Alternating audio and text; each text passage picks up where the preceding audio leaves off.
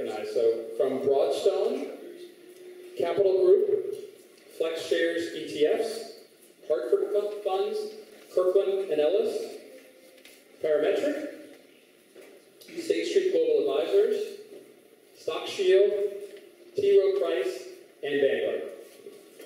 Thank you very much for your time.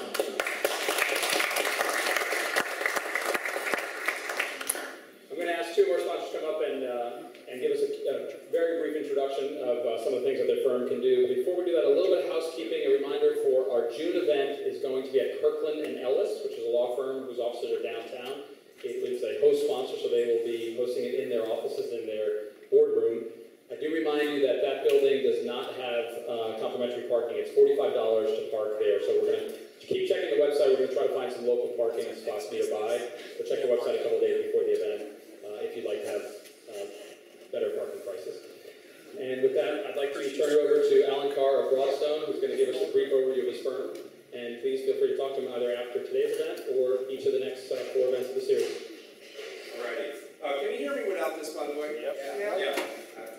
Give me a mic. I'm going to start singing. So, hi, I'm Alan Carr from Broadstone Real Estate. I'm the West Coast Investor Relations Representative for an East Coast-based asset manager. We specialize in real estate strategies, both in industrial, multifamily, and we also have a 1940 Act fund now for non-accredited investors.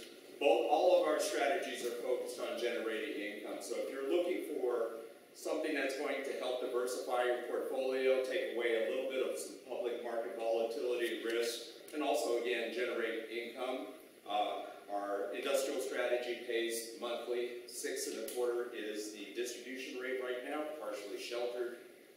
The interval fund is at 570, which pays quarterly. Love to have a conversation, talk about how we can help diversify your portfolio as an alternative real estate asset manager. Thank you. Thank you very much, Alan. Much appreciated.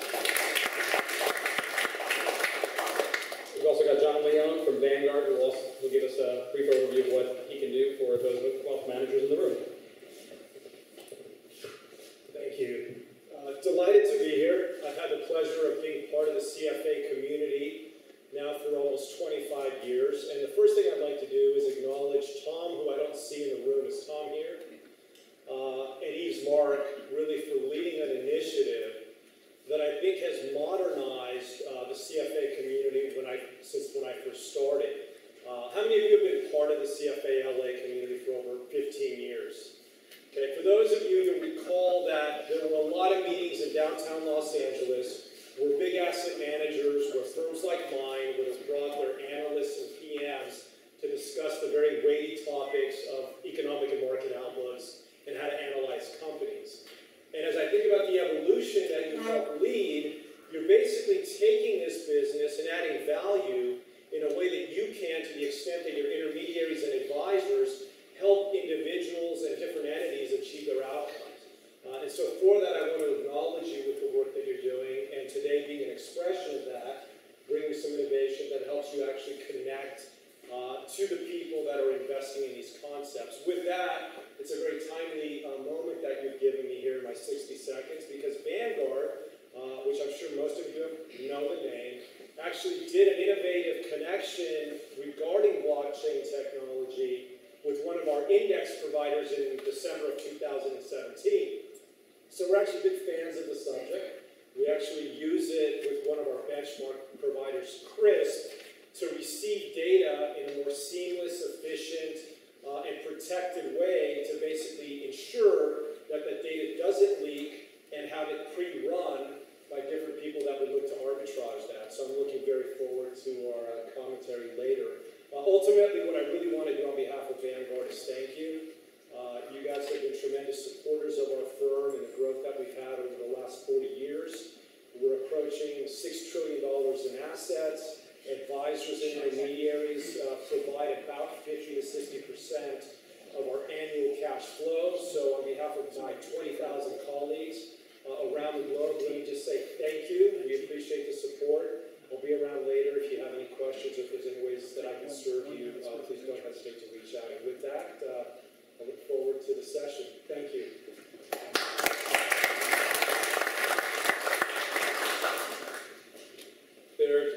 gentleman that particularly spearheaded tonight's event, John Roeg, who is here sitting in the audience, and then especially François Schramek. I'm going to turn it over to François Schramek, who is tonight's event chair.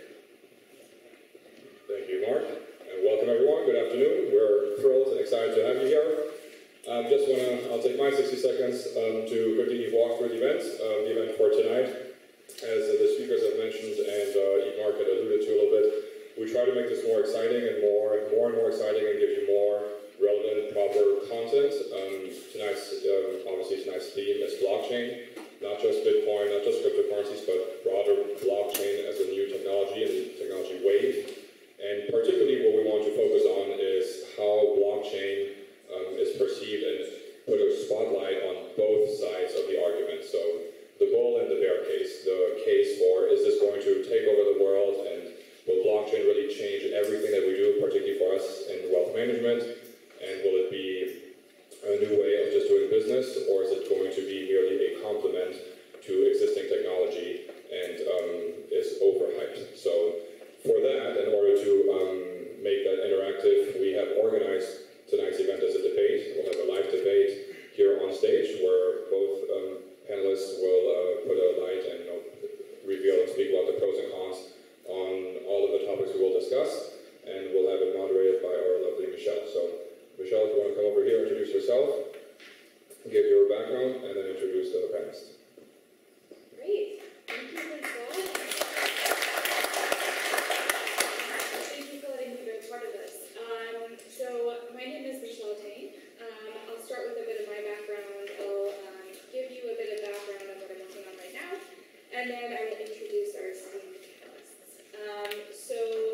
My name is Michelle Tang. I was most recently at Campos Ventures, and we're a CCH venture firm based in San Francisco. And one of the areas I focused on was blockchain. So we invested in Dorma, which is credit on a blockchain, Lightyear, which became Interstellar, and that's basically sort of the value capture operating model on top of the Sky network.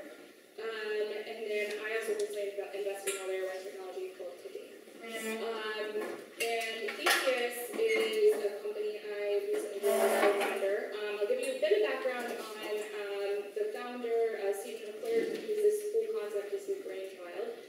So Stephen was at Guggenheim Partners for 8 years. He was a managing director there. He focused on a bunch of things, one of them being structuring 40 Act funds.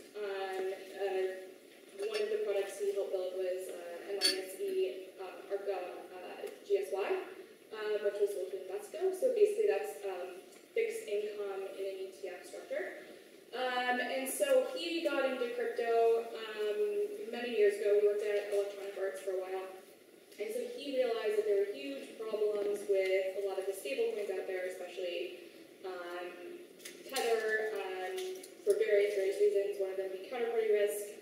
Another one is the SEC viewed as being counterfeit. And so he started working on an idea where he can actually develop a 1940 Act structure where you do a security token offering. So all that means is you do a digital representation of that asset on the blockchain. And so you can have it in a crypto environment, like an exchange, but there's virtually no counterparty risk because the underlying, we're going to have U.S. Treasuries and short-duration U.S. government debt. So I'm just going to run through like yielding assets and why we think they're important for the crypto. So this is what we are. I went through that. And so what are yielding assets? It's just as described. It's basically this sort of structure that we have, and then the underlying or some sort of asset that creates yield. So whether it's treasuries, whether it's sovereign debt,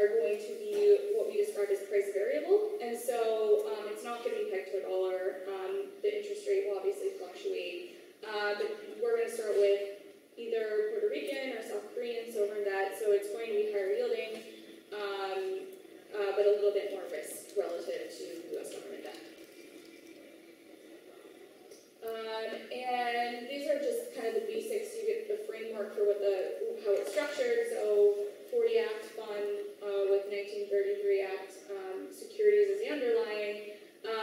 So this allows us to accept investment from accredited and non-accredited investors. It can go on any blockchain. So as long as there's infrastructure like alternative trading systems or wallets that support a certain blockchain, whether it's Ethereum or Stellar or whatever, we plan to issue on it if it makes sense. And then also the underlying assets are held in a qualified custodian like Bank of New York Mellon or State Street, so it's very safe. And just like any other crypto asset, on the secondary markets, it's going to trade 24/7, 365. And sort of an interesting next step, and how this can be used beyond just using it as a risk-off kind of asset in a crypto trading environment, are cross-border, cross-currency payments. So the Stellar Network is a great example of a blockchain that focuses on that. And if they're setting up money transfer organizations or supporting money transfer organizations that are holding a lot of cash or cash-like inventory, it's better business-wise to have it be interest-bearing. And then another kind of thing is savings accounts. And then much later on, we want to do self-managed retirement accounts. So if you kind of think about it as we just have a 30, 40, 50, you're 50 years old and you're like, I want to risk on 50-year-old, I'm 50, I want to risk on products. I can select that and it's actively managed by us. And it's a better alternative than some of the options out there like variable annuities. That's it. And now I am going to introduce Travis Kling, who is founder and chief investment officer of Ikigai Asset Management. Travis, take it away.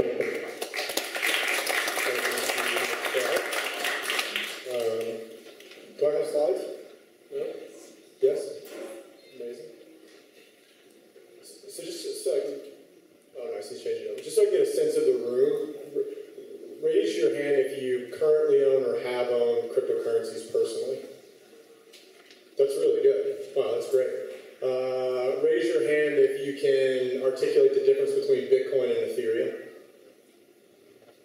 Okay, not bad. Raise your hand if you can tell me about ETH 2.0 scaling. Okay, there we go. That's helpful. So, yeah, founder and chief investment officer of Ikigai Asset Management. This is not investment advice, and I'm not soliciting my fund. Shout out to Perkins Coie. So Ikigai is an ancient Japanese concept that means reason for being. It's like a 1,200-year-old word. There's been books and stuff written about it. It's a combination of what you're good at, what you like to do, what the world needs, and what you deserve to be paid for.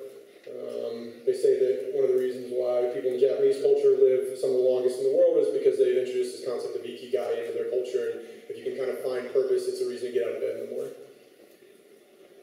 So I've been out of college for 11 years, and 9 years I went in one direction, which was energy investing.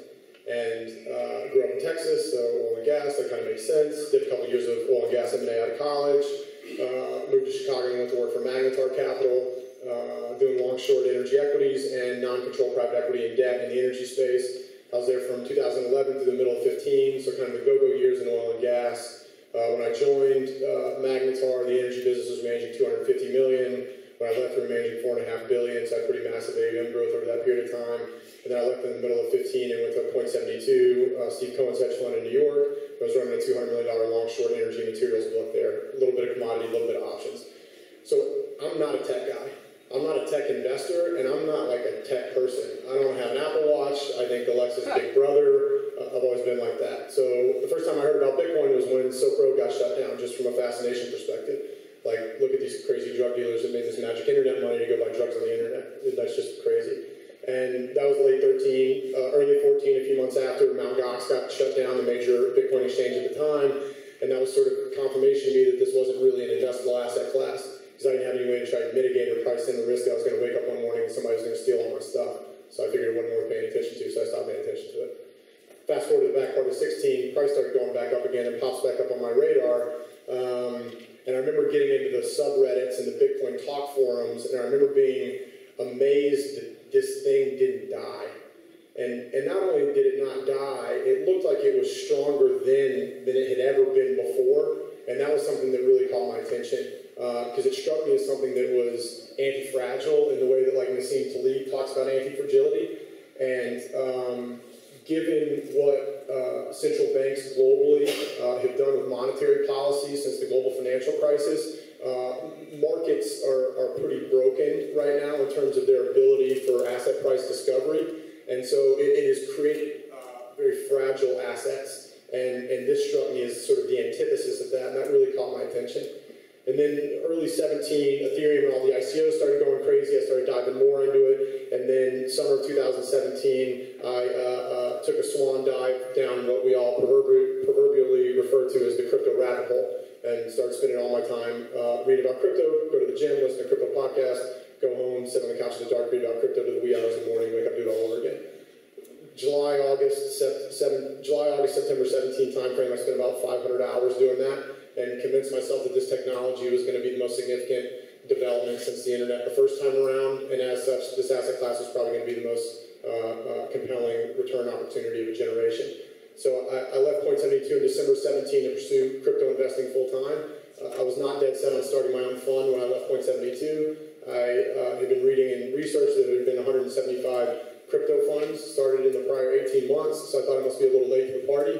And then I started getting out into the ecosystem and meeting these crypto managers, and it became immediately apparent to me that there was a severe lack of institutional grade investment sophistication that was being deployed into this asset class. And put simply, the kinds of things that I think I just took for granted coming out of two world-class hedge funds about how you build an investment management business, by and large, were not being executed in crypto, and that looked like opportunity to me. So in December 17, I started having conversations with my now business partner, Timothy Lewis.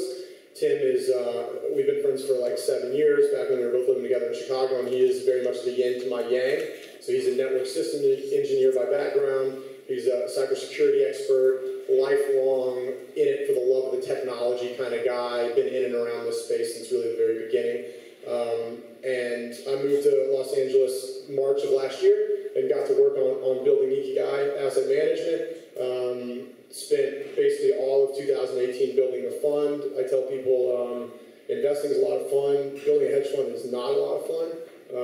Building a hedge fund is tedious work, and the metaphor I use is pushing a lot of balls up hills. And over 2018, we were pushing a lot of balls up hills, getting legal documents and legal entities put in place, getting fund administrators and auditors and legal counsel and regulatory counsel and banking relationships and custody relationships and hiring out a team and building out strategies and building out tools and infrastructure to help execute those strategies. So we launched December 1st of 18, so it's looking more and more likely like that was the absolute bottom tick of the bear market, which will be a pretty cool feather in our hat if it ends up being the case. And we took first outside capital Jan 1st. We're a little under $10 million under management right now. We're actively raising. We just had an announcement. We got a significant LP investment from Morgan Creek Digital, who actually has the first public pension money that's invested into a crypto VC fund. And we are their first fund investment. So we're the first long-term crypto fund to take public pension money, which is something I'm really proud and honored about. So just quickly from a strategy perspective, so 25% of our AUM is dedicated into venture investing in the crypto asset space. We'll look at newly issued tokens. We'll look at equity of entities that are issuing tokens. We'll look at picks and shovels type of equity. And then 75% of our AUM is dedicated into a long-short multi-strat hedge fund. So liquid hedge fund strategies applied to the crypto asset space, which looks a lot like what I've been doing over the last 7 years. The bonsai tree graphic there is just sort of like a graphical representation of our liquid fund strategy. So you take the 4 foundations of qualitative research, fundamental valuation, quantitative tools, and event-driven catalysts, and stand up an active portfolio management strategy on top of those 4 foundations. And we go deploy capital dynamically into 5 different strategies that are sitting at different places along the risk-return spectrum. And we come into work every day and decide how much capital to deploy into one strategy versus the other by looking at the relative attractiveness of one versus the other. We look at that entire spectrum through the lens of those four foundations. And so it's a highly active portfolio management approach, and it's a quantamental investment strategy, which is a term that got thrown around a lot at Point72, just the intersection of fundamental and quantitative investing, or said differently, harnessing the power of data to help humans make better discretionary investment decisions. And so, I have a team of, there's 11 of us working out of Marina Del Rey, and then I have another 3 kind of working remote. And I've got guys doing kind of fundamental research around, the qualitative aspects of this asset class, and it's incredibly dynamic and changing all the time, about why aren't these assets going to accrue value and what that might look like. And then have a number of folks more on the quantitative side that are building out quant strategies and helping us ingest and synthesize and do analysis and draw investable conclusions from the large swath of quantitative data that's generated from this space on a daily basis. So that's my background. That's Ikigai. I guess I'll just say you can't be too sure about anything when it comes to investing, but I'm about as sure as I am that the sun's going to come up tomorrow as I am that this asset class is going to create trillions of dollars worth of value. And it may take 6 months or it may take 6 years. Bitcoin may end up being Ask Jeeves, or Bitcoin may end up being the global immutable decentralized store of value in the world reserve currency. And so we are broadly, directionally, highly convicted in our bullishness. It's the most certain trade I've ever seen in my career. But specifically and over shorter time frames, we think it's highly uncertain, and at the current juncture, we think it's unknowable. So that's kind of the framework with which we sort of make investment decisions. Up next is my good friend and a true distributed ledger technology expert, James Glasscock. Hey, I was supposed to do that. Hello. I'm going to stand over here just so I can really see the whole room. Let's see, we got some slides here too. So my name is James Glasscock. 20 years ago, I started at KPMG. It was my first job out of school. It was during the dot-com bubble. We were working on internet banking. This is before most banks had websites. And it was way before we had the functionality we have in internet banking today.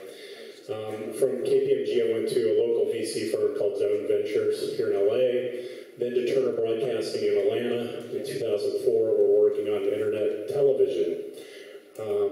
Long before Netflix became what it is today.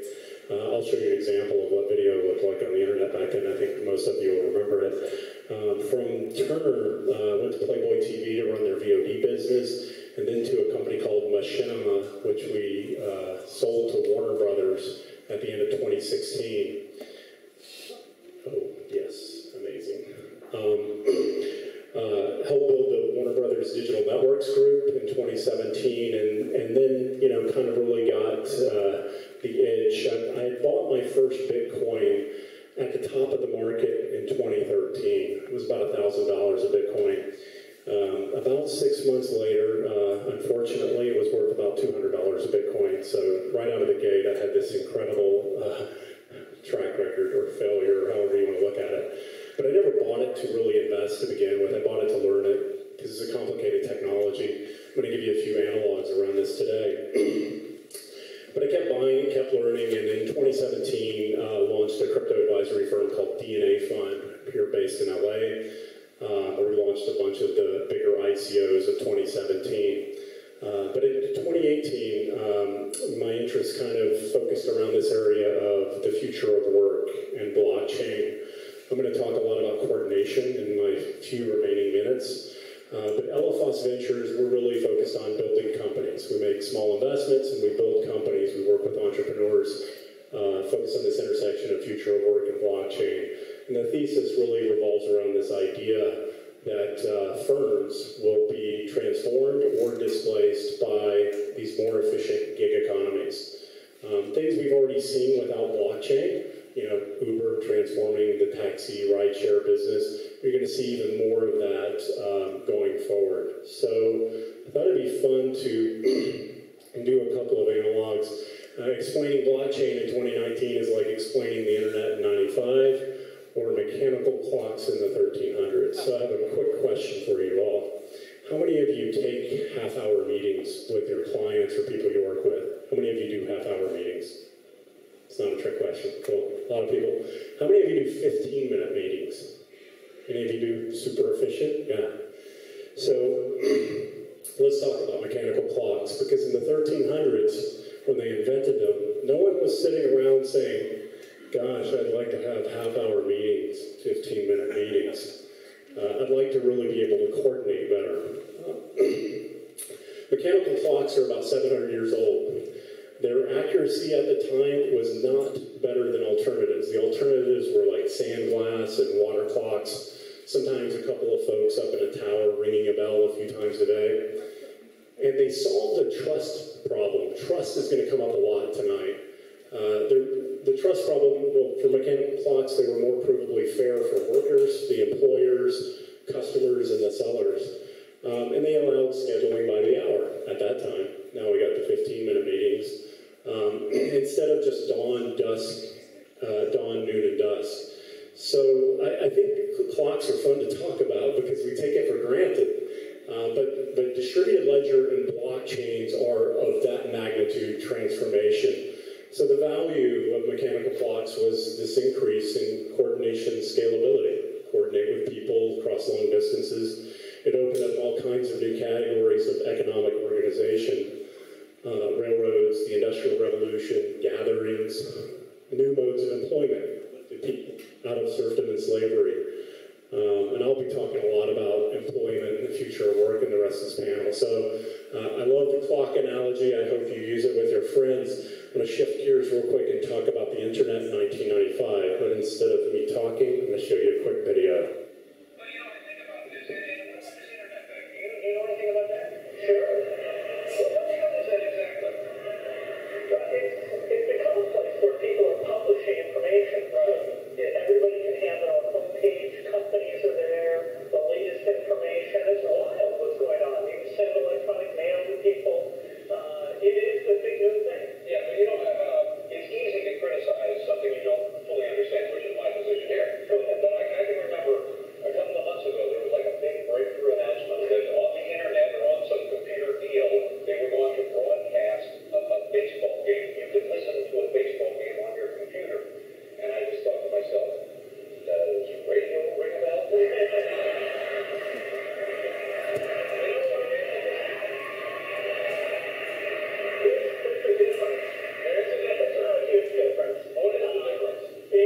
You can listen to the baseball game whenever you want, too. Oh, I see. So it's stored in one of your memory deals. Exactly. That's what we're later talking about. Yeah. You tape recorders ring a bell?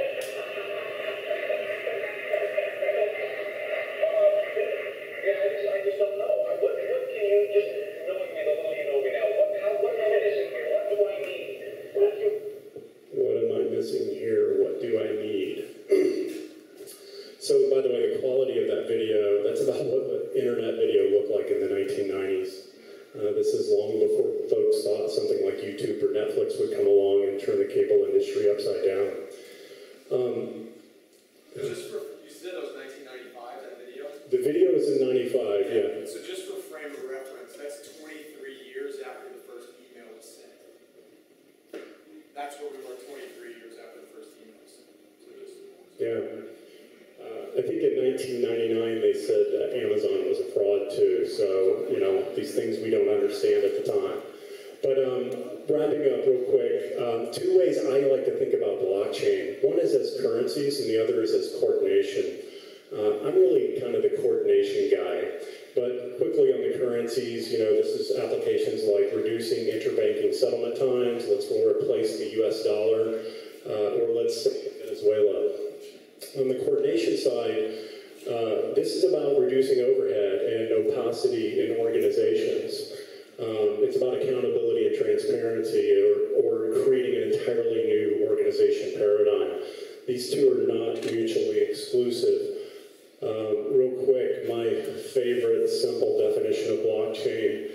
Just a week ago, I was with a bunch of crypto OGs. Some people have been in the space longer than me, and this question always comes up. People start trying to explain it, and even these guys couldn't do it. And for whatever reason, I wasn't in the mood. Not that it would have been that great, but this is a definition I love, which is a more accurate and humanless accounting system for the exchange of almost anything.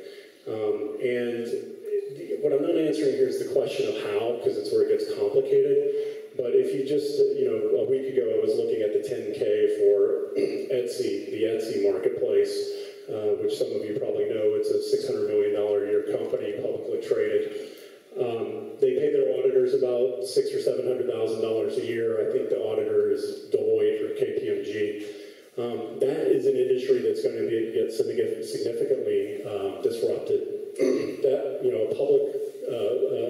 a public audit for one of these companies is just a sampling of a few transactions. It's very human dependent. It takes several months to complete it. That'll probably be something that will probably transform, I think, within the next 5 years. My time is up. That's how you can contact me. I look forward to meeting you all after the panel.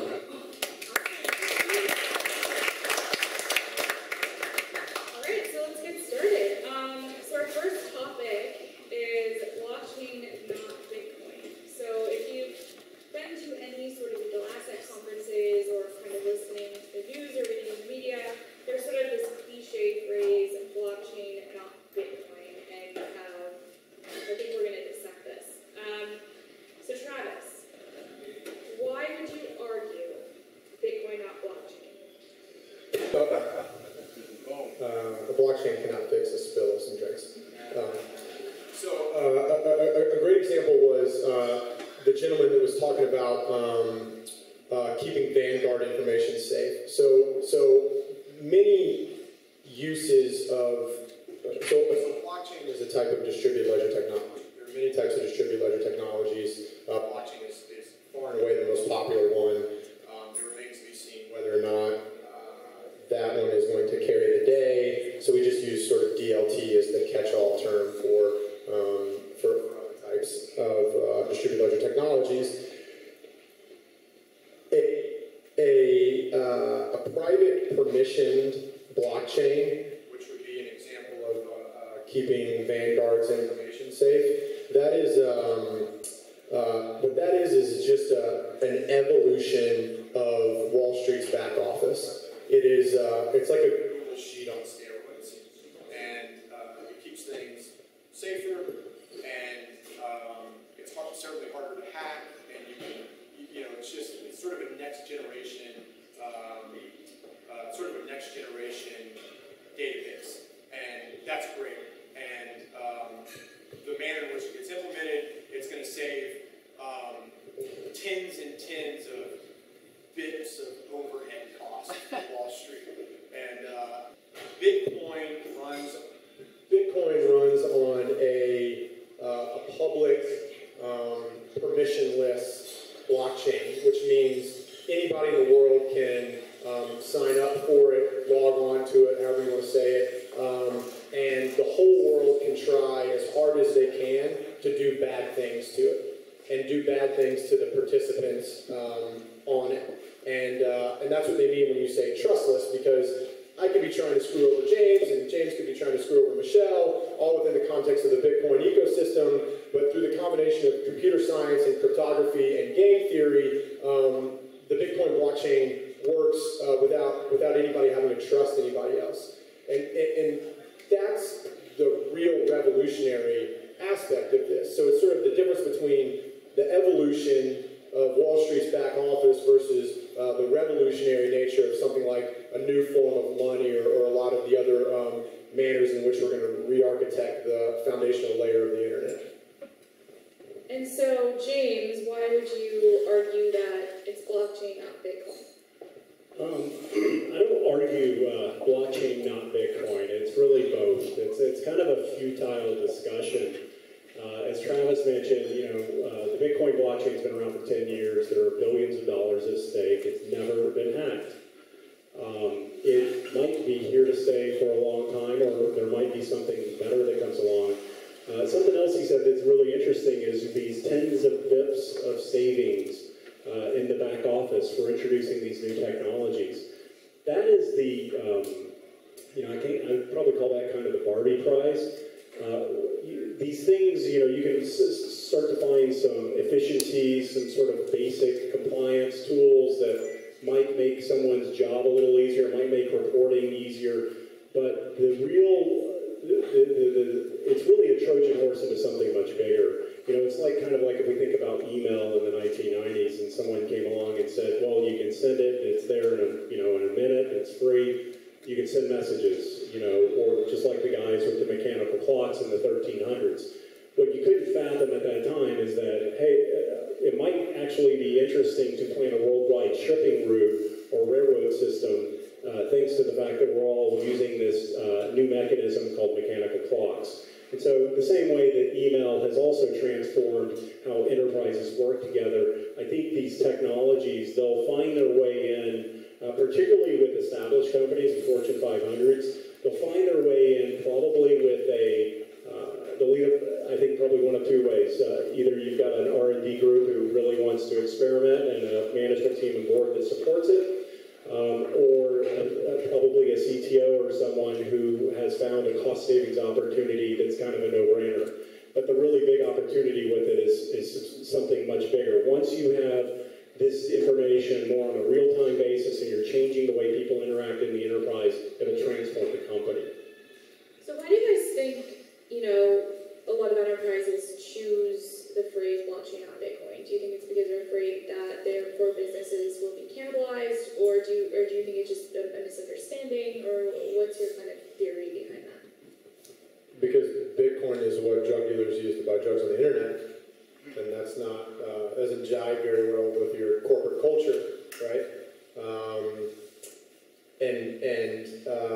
But at the same time, enough corporations have had enough consultants tell them that they need to pay attention to this technology, that they've got to figure out a way to work it into their quarterly conference call so that people know that they're doing something in blockchain. But it's gone slowly from doing something in blockchain, and then in February, JP Morgan has JP Morgan Coin, which is, it's kind of like I'm pretty familiar with it. It's kind of like a closed, like a walled garden Swift for right now, but they've got bigger plans for that. And then in the same month, Facebook announces Facebook Coin. And if anybody's familiar with the manner in which WeChat is used in China, that you can't pay with a card for anything in China, and you can't pay with cash with anything. And Facebook Coin is going to go, put a digital wallet in Facebook Messenger and in WhatsApp. And so, you can sort of, it's if you're paying close attention or not that close attention, it's apparent that it's creeping in every single way. And I completely agree with James's point that there's going to be a Trojan horse aspect to it that's going to allow some of the more revolutionary concepts that take a while for people to get their head around to that's like the entryway for those things. Next topic, bootstrapping. So just for context, bootstrapping is finding a path to liquidity post-ICO, which is initial coin offering or security token offering. Although security token offerings definitely need to prove themselves out yet. So Travis, what are some examples of bootstrapping, and how do projects partner with market makers and investors to get liquidity? Maybe tell us a fun story. Ooh, do I have a story for this one? Do we talk about me having a story? Binance? What does Binance do? Oh. Let's talk about Binance. Yeah, so this is going to be an entirely new form of capital formation. That's happening in real time. Raise your hand if you think that the IPO process in America has a lot of problems with it. Raise your hand if it seems like crowdfunding was a really good effort that seems to have problems with it too. So right in the middle of those two things is security token offerings. And hopefully we can get capital formation at a smaller level, sort of squeezed into the right place there. And it's going to look different in America than it is internationally. And I think that it's going to give entrepreneurs an opportunity to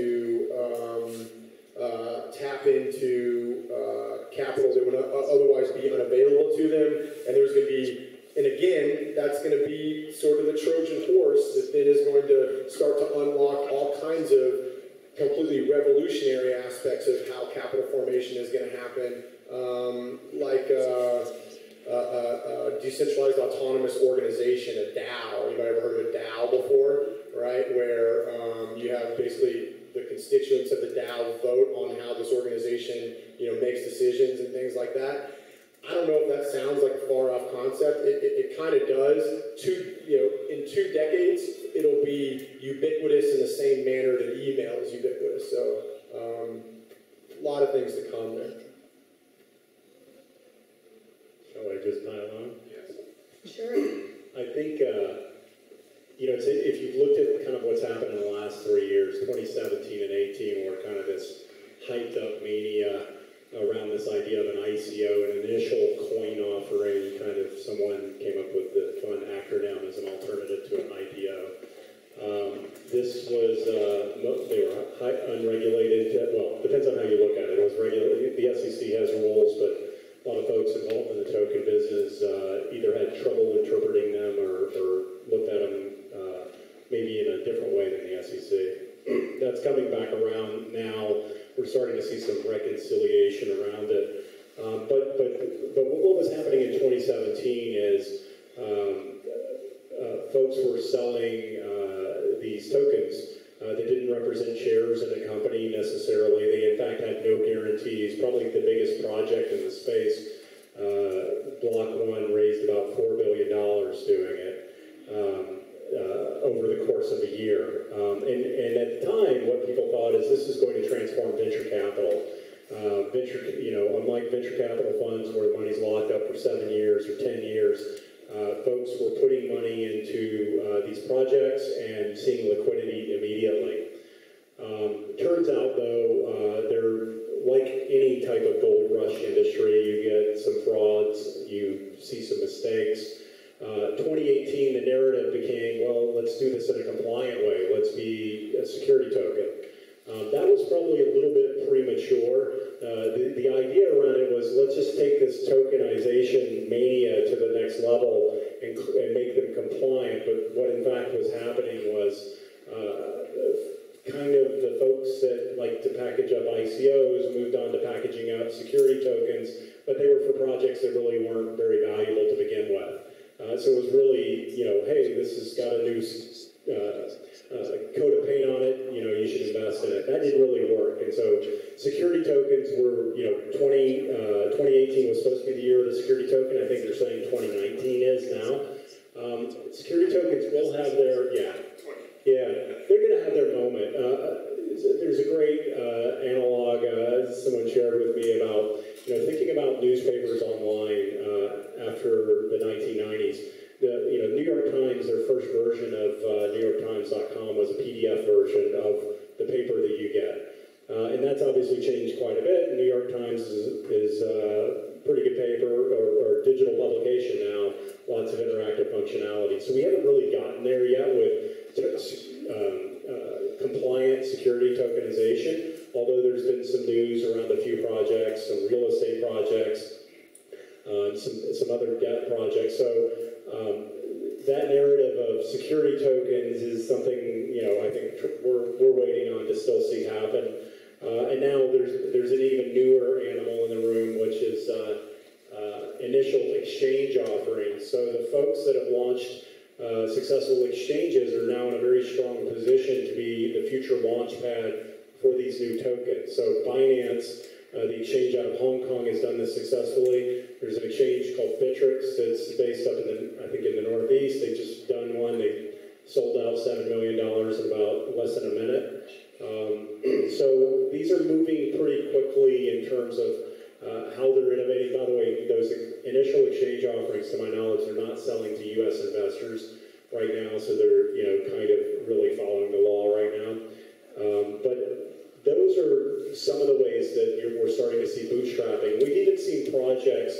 back to Travis' reference to DAOs, what's interesting, a DAO can be built in a way where there are no human intermediaries in the exchange or facilitation of that money.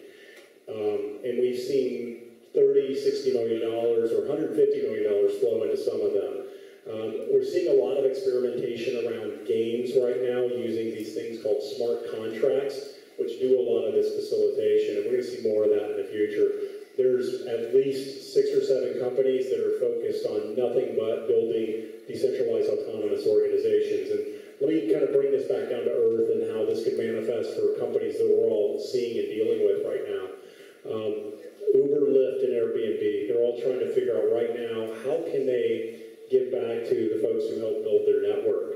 Airbnb's petitioned the SEC to change the rules on giving securities to contractors. Time will tell how that plays out. Uber and Lyft had to preempt it, and they said, look, we're going to give our contractors cash to buy pre-IPO shares. Those contractors can either buy the stock or they don't have to. So we're going to see DAOs play a role for companies to find a way to give back to the folks that are helping build their networks. Today, a lot of folks in the room probably... Well, why would Uber or Lyft be DAOs? I mean, they're cannibalizing their own business. That doesn't make sense. I don't think they'll be DAOs. I think what they're looking for are mechanisms to give participation back to their communities. So work tokens. I'm sorry, say that again. Work tokens. Could be work tokens, yeah. Yeah, I mean, they haven't done it yet, but I've seen a number of projects that are out pitching Fortune 500 companies now to better align the incentives of the folks building the company with the making money from the company. So right now... Why do you need a token for that? You need a lower friction tool than lots of paper security documents that take many months to process. So basically automating the employee options process. That's right, yeah, Okay. that's a good example of it. Okay, so we kind of discussed like evolutionary versus revolutionary path. Is there, in your guys' opinion, is there one that's better than the other?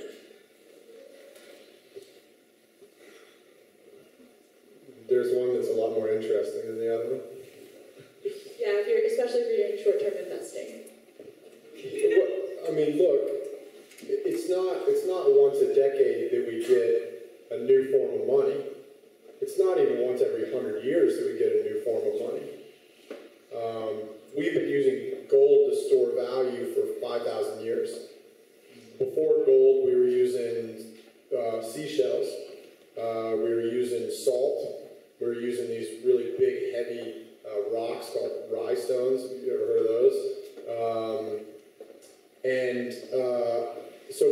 And then gold came along, and the world looked at the properties of gold, and they said, this is a better store of value than salt, because you can inflate salt easier than you can gold, just like you can inflate seashells easier than you can gold, or big, heavy rocks that you can easier than you can gold. And then gold was sort of deemed superior, adopted on a global scale, and we've been storing value for 5,000 years in it. There's a framework to think about why we think gold is a good store of value. It's durable, it's divisible, it's portable, it's uniform, it's accepted, and it's scarce. That's the framework you think about gold. When you put Bitcoin, or something like Bitcoin that hasn't come along yet, Bitcoin next to gold, within that framework, it actually stacks up really well. And a compelling case can be made that it is a superior store of value. It is a non-sovereign, hard cap supply, global, immutable, decentralized digital store of value. That's what Bitcoin is. And I personally am just sort of tickled that the couple decades that I get to be investing for a career happens to be this little sliver of time where it looks like we may usurp something that's had 5,000 years of status quo. I mean, it's cool that like Deutsche Bank's going to save 200 bips over in their SG&A, but like, yeah. Yeah, predicting revolutions is hard. But studying and participating, it'd be very difficult to ignore Bitcoin right now. But there's, the little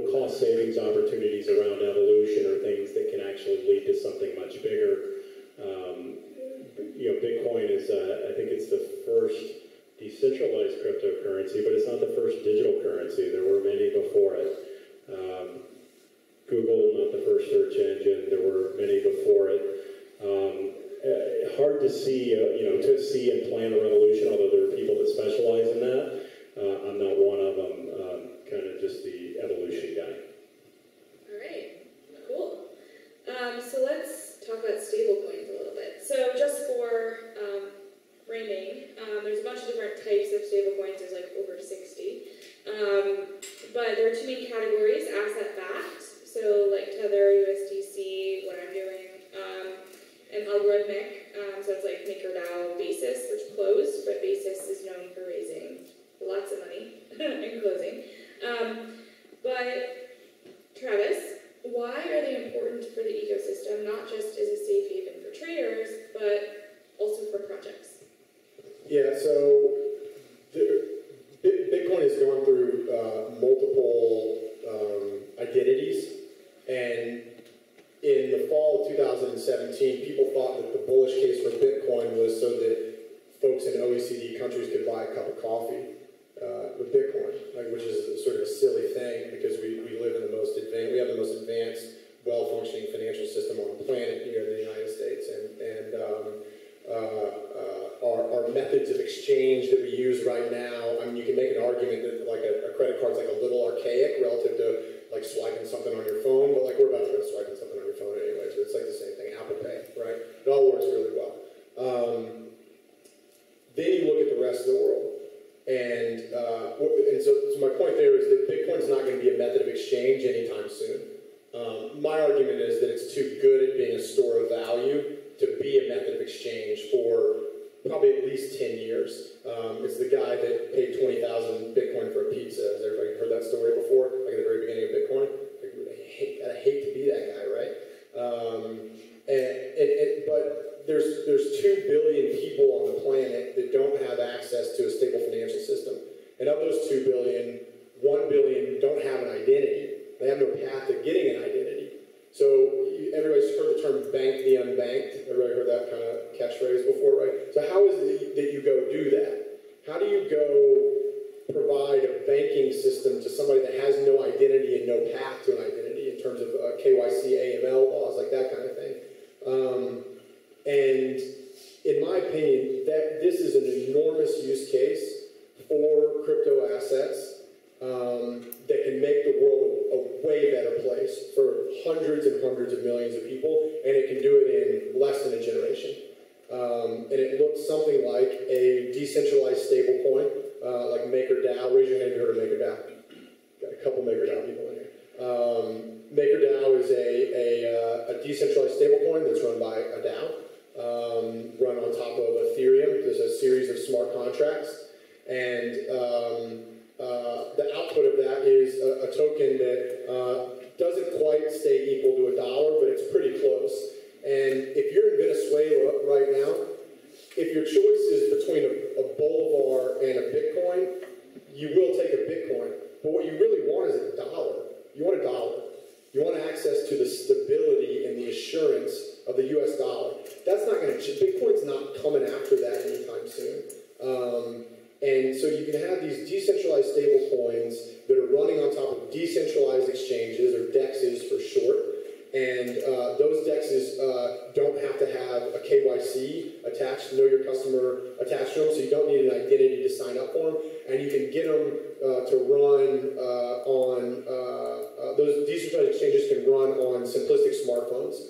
And in Africa, almost everybody has a smartphone, which is, and in the next 10 years, everybody is going to have a smartphone in Africa.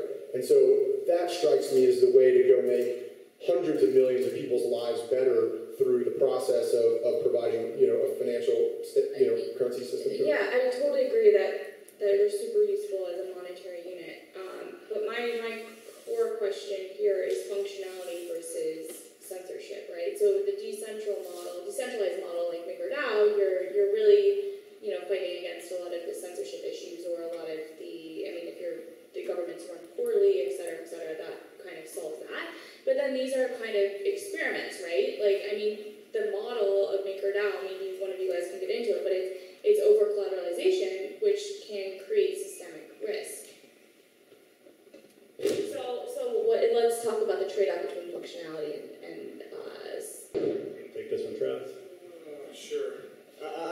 don't want to go down the rabbit hole too much on MakerDAO. It's actually one of the more complicated projects in the space.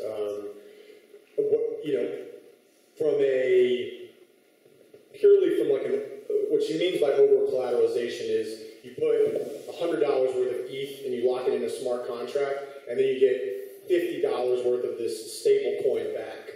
But if the price of ETH goes down, and you sort of get to where you're 1-for-1 on loan to value, then you automatically get liquidated, and you get your ETH back, and then this sort of stable coin is pulled back away from you. And so there's questions about what the overall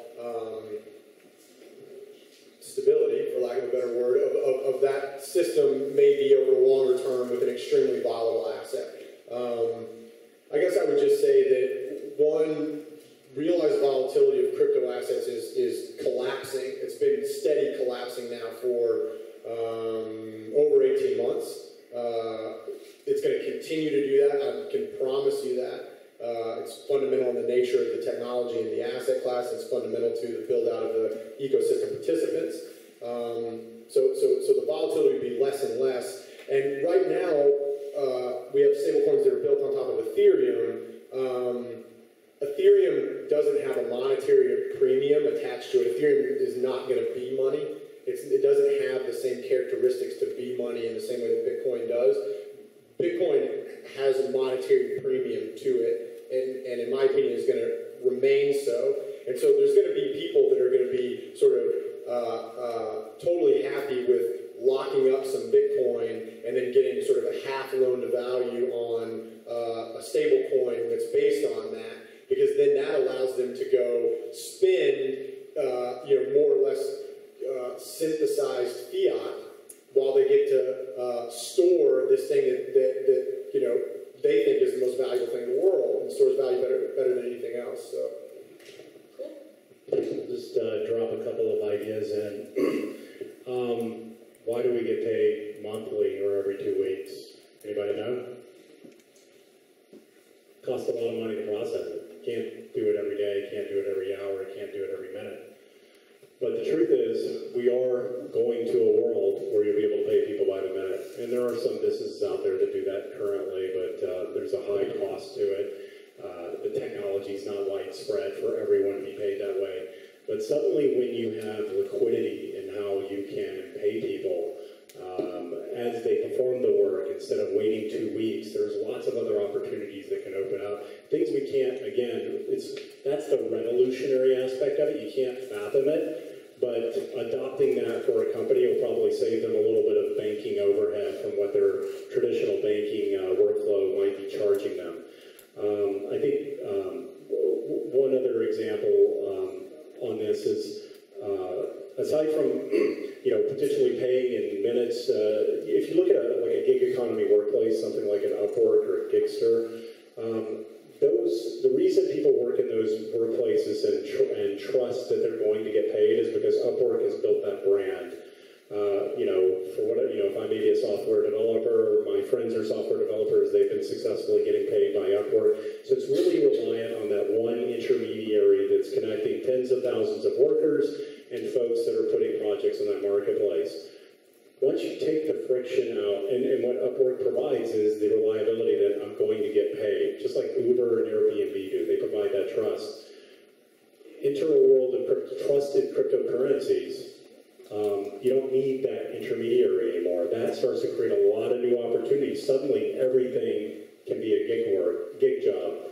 And when I say that, it sounds kind of really audacious and crazy, and many things won't become. But if we sit there, we can probably play with this a little bit. Just think about something like a digital agency that's building a brand or building software for you or building an iOS or an Android app. You can go hire an agency that might charge you $50,000 or $100,000 or $500,000 a month to do that kind of work, right? If you're a Coca-Cola, that's probably what you're paying for that kind of work. And what you get in this agency is trust and accountability. You trust the brand of that agency, but I'll bet you, many of you have hired service providers in the past, whether it be a PR company or a digital agency, who had a great brand, but they did not deliver for you. Why? because maybe their eyes were bigger than their stomach, they committed to too much work, they kind of give you a lower quality execution. I'm going off on a little bit of a tangent, but suddenly when we can work in a marketplace that's on more of a peer-to-peer basis, where you have trust attached to those workers and you can see what their current projects are, it takes this obfuscation of a hierarchical organization out of the equation. It reduces friction. So I think stable coins will be a currency. I don't know which one. It won't probably be Bitcoin, as Travis said, because there's too much upside on it, and you need something that's predictable. Around whatever, $1 or whatever we decide that is. I don't think it's winner take all either. Agreed. So let's talk about decentralized finance. How can each of you define it and kind of what it means to you? I'll do a quick one. There's lots of parts of the finance stack, the banking stack. Raising money via ICOs, that's decentralized finance. This project MakerDAO they just talked about, kind of the killer application for MakerDAO is probably one of the most successful crypto projects of 2018. And its application simply was people who had some crypto in the bank, they loan it into the system so that they could take a loan against it and leverage up. And they had to over-collateralize, I think, sometimes by like 400%. Although that's decreased now that it starts to look like we're in a bull market. But MakerDAO, best we can tell so far, is just for a bunch of crypto nerds that are trying to figure out different ways to make more money. MakerDAO hasn't found its way to banking the unbanked in Africa or helping folks in Venezuela. But I think what we think is happening is that the crypto nerds will figure this out and we'll try different applications and something may stick where DeFi can actually be accessible to folks who might need it in an economy where inflation is out of control. You want to add something, Travis? I think if I were trying to define it, I would say it's traditional financial system functions that are recreated in a trust minimized manner. And back to the conversation about how Bitcoin is a trustless ecosystem, DeFi is recreating things like borrowing and lending and digital wallets and interest-bearing savings accounts and things like that, but doing it in a trustless or trust minimized manner. I was just going to say, none of it is that compelling right now. None of it. Just like a lot of aspects of the internet, in the early 90s were like not all of that compelling.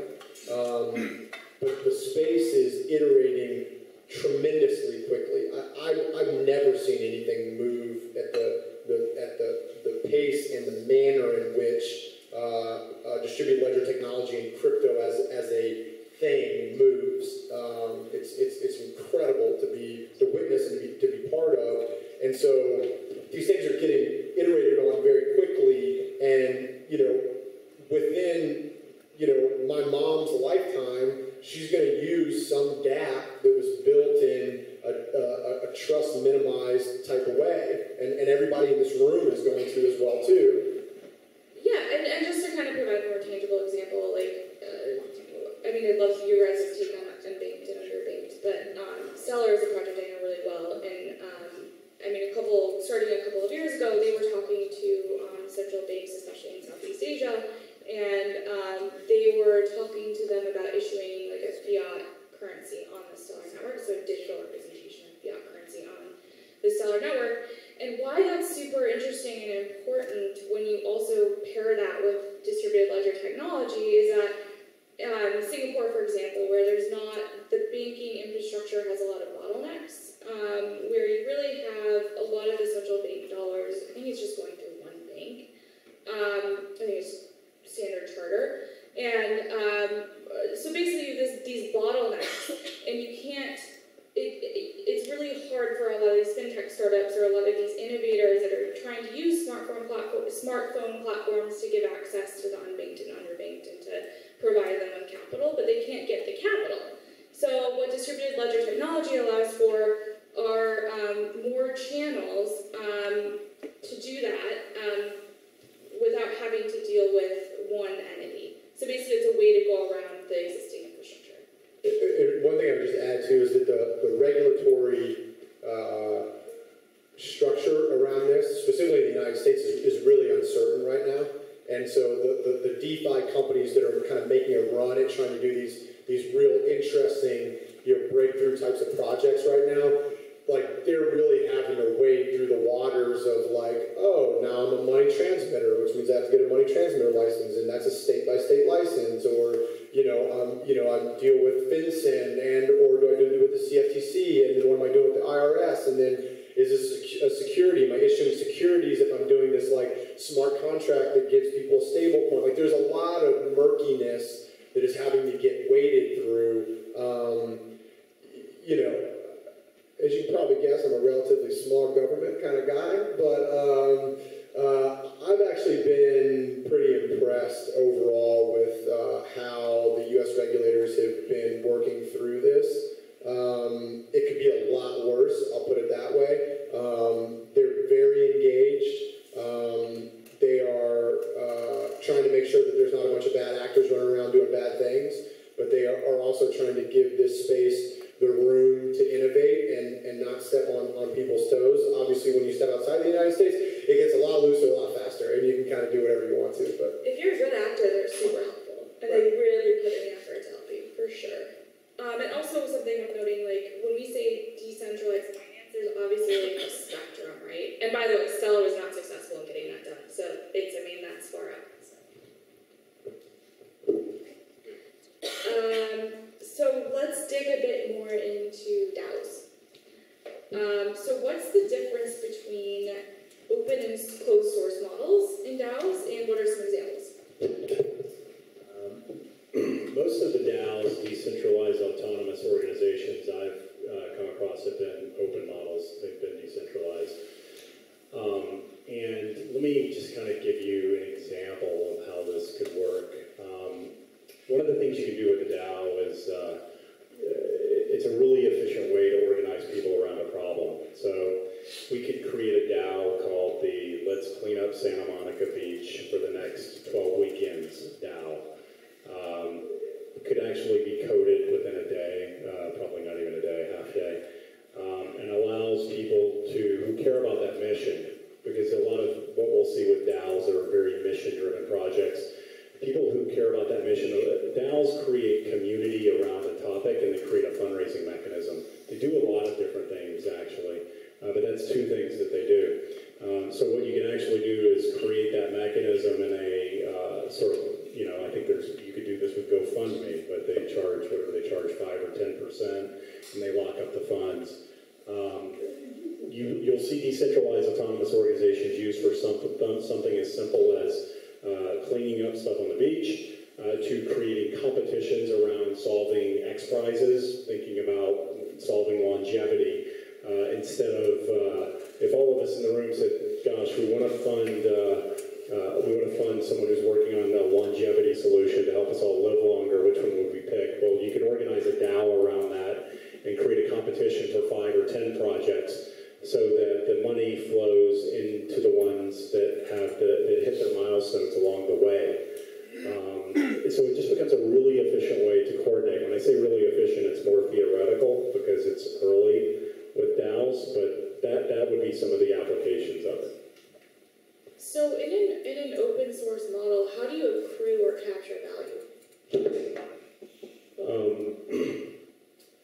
It's coded, one way is it's coded into the contract. So I'll give you an example of something last year that raised, I think it peaked at around $80 million flowing into it. It's a DAO, it's called Proof of Weekends 3D, POWH 3D. It's basically a game, and this sounds really stupid, but these are the kinds of things that really prove out crypto applications early on, and they become something much bigger later on. Proof of Weekends was this And on an algorithmic curve, depending on the popularity of us contributing to that project, the value would go up over time. So if every one of us decide, let me actually give you a good example. Let's just use Gangnam Style, the music video that was popular a few years ago. So let's just say we've created the DAO to find the next, let's just say we don't know who Gangnam Style is yet, but we're looking for the next hit video project. And so let's just say for whatever reason I happen to be plugged in with the K-pop community and I found them. And it cost me $1 or $10. Let's say I'm passionate about it. Let's say all of you are passionate about K-pop for some reason. And there's many of you out there in the world. So I might put in $10 around my passion points, like this is my star, Michelle, you got to check out this star, they're super awesome. But for Michelle to come into the project to support this and participate, it cost her $10.10. And it cost Travis $10.20. So it's an algorithmic curve to contributing, again, to that mission. And what you have is, in this game, the example that I use of proof of weekends, you can pull your money out anytime you want. You put it in and you pull it out. And the way the smart contracts are coded, you actually pay a 10% fee when you put your money in, and you pay another 10% fee when you pull your money out. Where does that 20% go in this funding mechanism of a phenomenon? Now, again, if this were Gangnam Style that we're talking about something that went on to kind of 100x success, not just 10x, but it was massive. That 20% goes into a pot to fund whatever the mission of that project is. Now, in the case of funding the next K-pop thing, we might be just doing it for profit. But let's say we were trying to do it to fund longevity projects. Now there's a pool of money for folks that are working on longevity X prizes that need grants. That's one way that a DAO could work. By the way, with Proof of We Can, something that was a thing that happened last year, it rose up to about $80 million. I think there's probably about $10 or $20 million still in it. It kind of had its rise in popularity. It was basically a meme, a game that people played, and then everyone just kind of moved on. And all those people that put in the $80 million, most of them probably did it with 10, 20 bucks. So lose it, so what? Move on to the next fun little meme. All right, Travis, any words on DAOs before we move to questions? I'll just say one thing. DAOs is one of the more, so James is much more like the visionary kind of guy. I don't really have like the really far off vision to understand this stuff. I saw Bitcoin in 2013 and I thought it was magic internet money for drug dealers to buy drugs on the internet. Like I didn't have a vision for what it could do. The promise of decentralized autonomous organizations is one of the most radical, but probably one of the highest conviction things that I've seen in this space, but yet I can't fully articulate to you specifically how it's going to look, which is sort of a weird thing. It's kind of weird to have high conviction in something that you can't completely articulate, but like the general direction of that, I'm highly convicted is going to really affect our lives in a big way. And the reason is the following, and this is a big part of me deciding to quit my job to come and do this.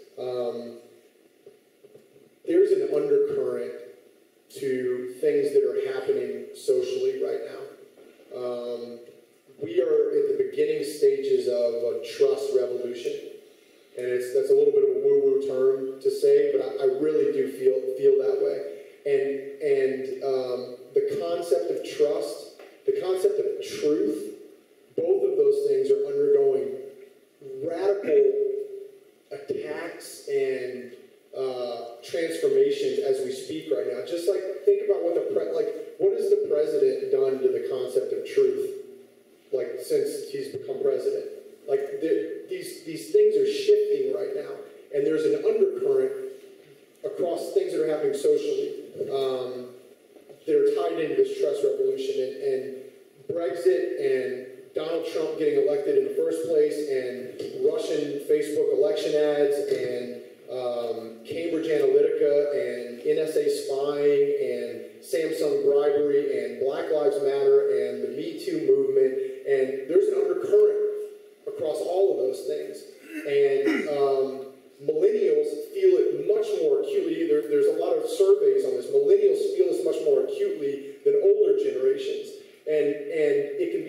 up in power tends to corrupt, and absolute power corrupts absolutely. And you can see that in big tech companies today with what they do with our data. You can see that in the governments that are supposed to regulate them, and Wall Street that funds them. Ask a millennial. Millennials in the generation say, oh, all politicians are crooked, Wall Street is rigged, and big tech companies take my data and they don't keep it safe, they do bad stuff with it, or they just do, they make a lot of money off of my data and I don't get anything back for that. Distributed ledger technology is a platform to go drive societal change for the good in the context of that trust revolution. And there is an inevitability to the direction that that is going. DAOs are going to be intimately linked in that.